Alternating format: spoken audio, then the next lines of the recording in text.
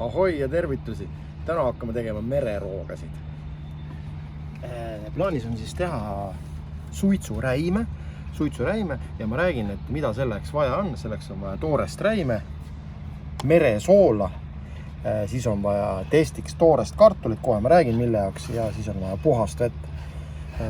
Kogu protsess algab siis niimoodi, et tuleb, siin on kaks varianti, kuidas teha siis seda suitsuräime. Üks variant on, et me puhastame ära räimed, aga mina lähen seda ära, et me ei puhasta räimi ja lihtsalt paneme nad soolavette.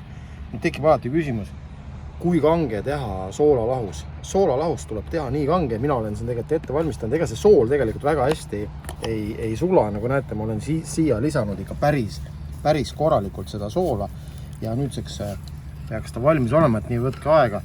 Ja mille jaoks on meil toores kartul? Näete, siin on mul tavaline magevesi ja kui me paneme toore kartuli siia, siis vajub ta koheselt põhja. Soolalahus ehk siis marinaadi jaoks tuleb teha nii soolane, et see kartul jääb siia pinnal ujuma. Nagu näete, kartul ujub. Seega on protsess paras. Ja ma võin öelda, et see on väga soolane.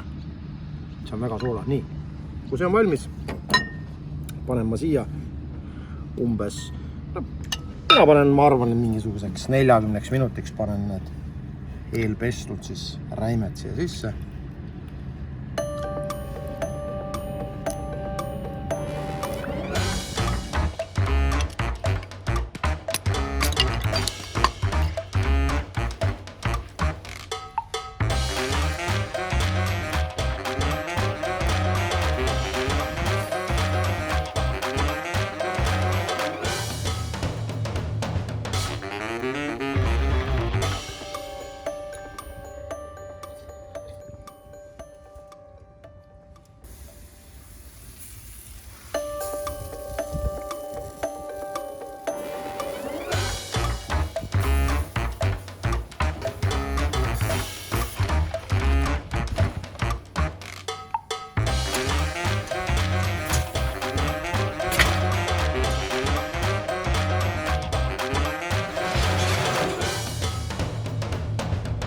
Eesti suitsuräim on nüüd valmis saanud. Peakokk ja peakoku abi soovitavad tarbida õunamahlaga. Julget pealehakkamist.